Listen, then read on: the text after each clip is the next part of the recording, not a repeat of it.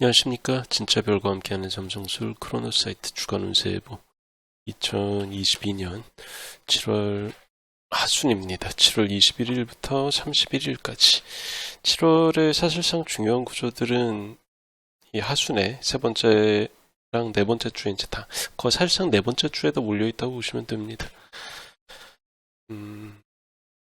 그쵸. 행성 구조가 이번에 4개? 5개? 그 정도나 되고 그렇기 때문에 중요한 일들은 거의 다 마지막에 벌어진다고 보시면 돼요. 자, 첫 번째는 7월 24일에 수성하고 목성이 삼각을 이룹니다. 7월 24일 새벽이니까 거의 뭐 7월 21일부터 계속 영향권에 있다고 보시면 되고요. 사자궁 수정이랑 배경궁 목성. 수성이랑 목성 조합은 지적인 활동을 담당을 하거든요. 점성술에서. 근데 사자궁이랑 백양궁의 특징은 둘 다 태양을 메이저 디스포지터로 두고 있죠. 사자궁은 태양이 도모사일 로드, 백양궁은 태양이 엑졸테이션 로드죠. 자, 그런 특징이 있다 보니까 이런 어떤 두 사인에서 화성궁의 삼각 특징이 되게 분명하죠. 그래서 많은 사람들을 모아서 강연을 진행을 한다든가 자신의 연구 결과를 전 세계적으로 사람들이 제한 없이 접할 수 있도록 그 제한을 안 걸고 그냥 완전히 오픈해버리는 그런 일에 잘 맞고요. 그리고 또 공익에 관련된 중요한 일들, 그러니까 공공의 이익이나 혹은 뭐 문제를 고발하는 그런 어떤 중요한 소식이 메이저 언론에서 기사로 다뤄지기에도 적합한 날입니다. 뭐 좋게 보면 공개, 나쁘게 보면 폭로 그런 식이죠.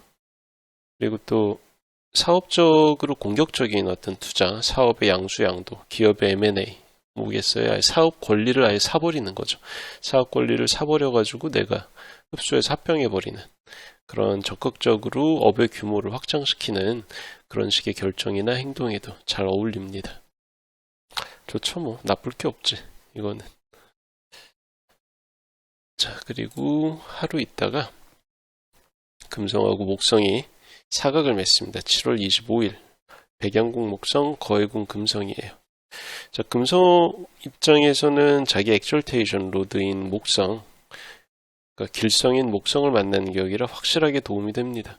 스타임로드 금성인 분들은 뭐 사업을 확장한다든가 투자 금액을 늘리고 넓은 집으로 이사를 가고 혹은 뭐 임신, 출산, 결혼 이렇게 경사를 거쳐서 가족이 늘어나는 그런 식으로 이런저런 사안에서 나의 삶의 범위가 확장이 된다.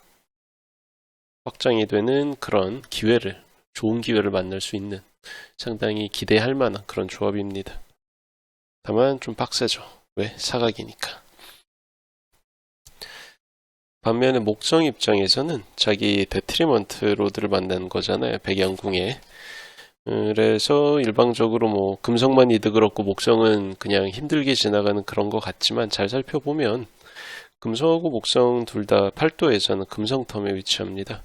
그래서 이런 부분에서 목성 입장에서도 그렇게 나쁘진 않아요. 그래서 타임로드가 목성인 분들은 마음에는 좀 안 들어.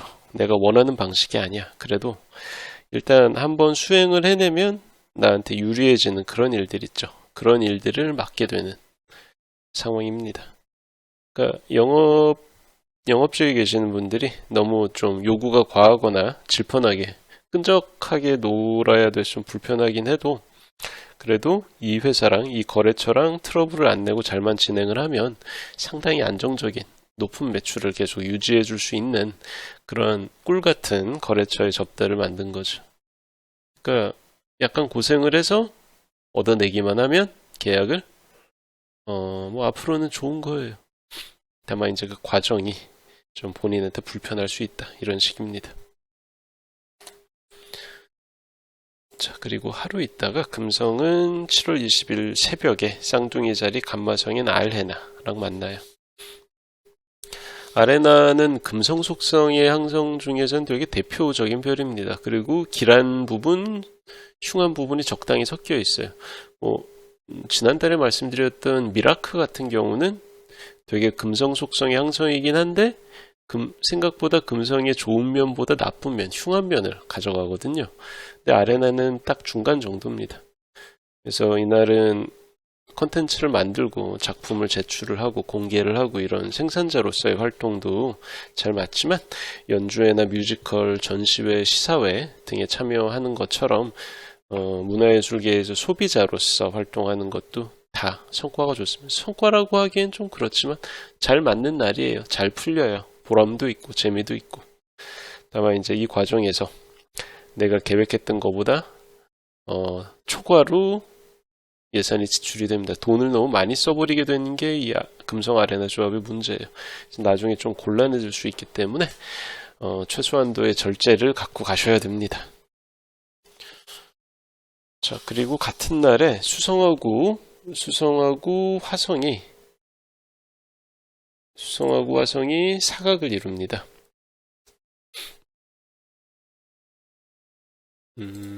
예. 수성하고 화성이 사각 7월 26일. 수성 화성 흉곽이 원래도 유쾌하지 않은데 이번 사각은 좀 평균 이상으로 분위기가 안 좋습니다. 화성이 그 다음날에 흉성인 맹카르랑 만나서 그 근처에 있다는 것도 있고, 화성은 이미 데트리먼트 상태고 금호궁에서 수성하고 리셉션이 없어요. 그래서 뭐 하나 막아줄 수 있는 장치가 없습니다. 그래서 원래는 나중에 적당히 이제 머리가 식었을 때 화해할 수 있는 그런 가벼운 말싸움 정도로 끝날 일이 이날 전후에 진행이 되면 감정이 많이 상해서 아주 오래가는, 아예 이제 안 보게 되는 그런 식의 다툼으로 이어질 수 있고요.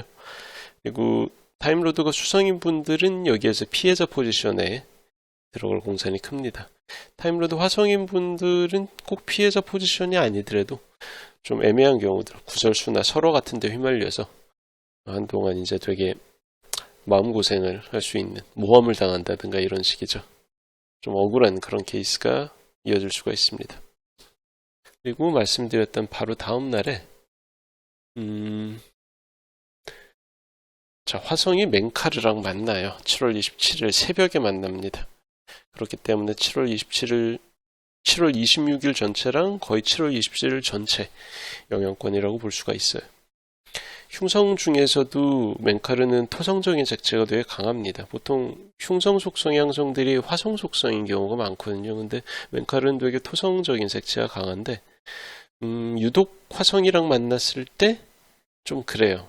왜냐하면 이미 금호궁에서 화성은 데트리먼트 상태고, 그렇기 때문에 화성이랑 만났을 때 맹카르가 되게 공격성이 뚜렷해지고 극단적인 행동으로 이어질 수가 있습니다. 그래서 네거티브한 방향으로 시너지가 너무 강해서 문제가 되는 그런 조합이에요. 그래서 타인이랑 경쟁하고 분쟁, 싸우고 알력을 일으킬 때 싸움의 규모가 너무 커지거나 욱하는 와중에 손이 나간다거나, 그래서 나중에 이제 경찰 불러야 되는, 사실 불릴 일도 아닌데 경찰이 불려오는 약간 범죄스러운 그런 좀 심각한 단계까지 이르기도 해요. 위험하죠. 타임로드가 화성인 분들은 또 7월 26일에 이미 수성과의 사각 영향권이잖아요. 그래서 금전적으로 아주 큰 규모의 사기에 휘말릴 수 있어 돈을 크게 잃을 수 있습니다. 타임로드 화성인 분들은. 그래서 그런 부분을 좀 조심해야 돼요. 사기당한다든가 계산이 잘못돼서 큰 착오가 일어난다든가 이런 식이죠. 자, 7월 29일에는 여기에서 한 번 더 가면 R 표시가 생기죠. 목성이 역행으로 접어듭니다. 백영궁 8도 겉보기 운동상으로 목성이 점점 느려지다가 결국 정지하면서 역행으로 접어들죠. 이게 7월 29일 새벽이에요. 7월 29일 새벽이 중요한 게 아니고 외행성의 정지라는 거는 전후 일주일 사이에는 계속 영향력을 발하기 때문에 거의 내내라고 보시면 됩니다. 7월 말부터 8월 초까지는 계속 목성 역행 정지의 영향권이라고 보실 수 있어요. 근데 역행 정지다 보니까 딱히 목성의 트랜짓이라고는 해도 길사거나 기쁜 일, 좋은 일, 경사 이렇게만 나타나진 않아요. 오히려 내가 쳐내야 될 업무가 더 늘어나고 되게 생각보다 일찍 내가 막중한 책임을 떠맡고 갑자기 TF 팀장이 된다든가 준비도 안 되는데 뭐 그래서 앞으로 3, 4개월 동안 평소보다 훨씬 바빠지면서 야근도 많이 하고 그렇게 뭔가 성과를 얻어내기 위해서 되게 애써야 되는 평소 안 하던 일을 하게 되는 그런 처지, 그런 입장에 처할 가능성이 높습니다. 그리고 또 타임로드가 목성인 분들은 이 7월 29일 전후 일주일 사이죠. 이때 올해 겪게 되는 본인한테 가장 중요한 사건, 중요한 변화가 이때 벌어질 공산이 큽니다. 특히 활동궁 5도에서 11도 사이에 출생천궁도에서 중요한 감흥점인 행성이 위치한다? 그럼 더더욱 나한테 가까운 내일로 나타날 가능성이 높아요. 그래서 타임로드 목성인 분들은 사실 이때랑 11월 이 제일 중요합니다. 올해에선. 자, 그리고 다음날에 금성이 시리우스랑 만나요. 큰 계살이 알파성이죠. 지구에서 볼 수 있는 가장 밝은 별입니다. 자, 7월 30일 아침에 금성이랑 만나는데 되게 좋아요. 어떤 식으로 좋냐면은 금성의 본질적인 의미 중에서 어쨌든 제일 중요한 것 중에 하는 게 불로소득입니다. 그리고 나태. 난 아무것도 안 하는데 편하게 지낼 수 있어. 뭐 이런 거죠. 전 그렇게 좋아하지는 않는데 어쨌든 이게 금성의 속성 중에 하나예요. 그래서 이런 부분이 실제 사건화될 수가 있어요. 그래서 나는 딱히 계획도 세우지 않았고 별다른 노력도 기울이지 않았는데 되게 저절로 지 알아서 큰 성과가 나온다든가 그리고 또 주변 사람들이 좋다고 해서 별 생각 없이 투자를 해둔 분야가 갑자기 대박이 나가지고 큰 소득을 얻었다든가 뭐 이런 식입니다. 그래서 열심히 계획적으로 투철하게 사는 삶하고는 되게 거리가 있는데 그래도 가끔 이렇게 사과나무에서 사과가 떨어져서 내 입으로 그냥 쏙 들어오는 뭐 이런 경우가 있어요. 내 입으로 굴러 떨어지는 경우도 드물지만 있다는 거. 이런 것들이 사건화될 수가 있는 그런 걸 상기하게끔 만들어주는 그런 구조입니다. 너 낫지 뭐. 그리고 그 다음날에 수성이 빠르죠. 수성이 토성이랑 대립각을 맺습니다. 자, 7월 31일이에요. 불과 지금 수성이 빠르게 움직이는 구간이기 때문에 불과 5일 만에 10도 가까이 움직이거든요. 그래서 이번에는 보병궁 22도에서 역행하는 토성하고 대립각을 맺습니다.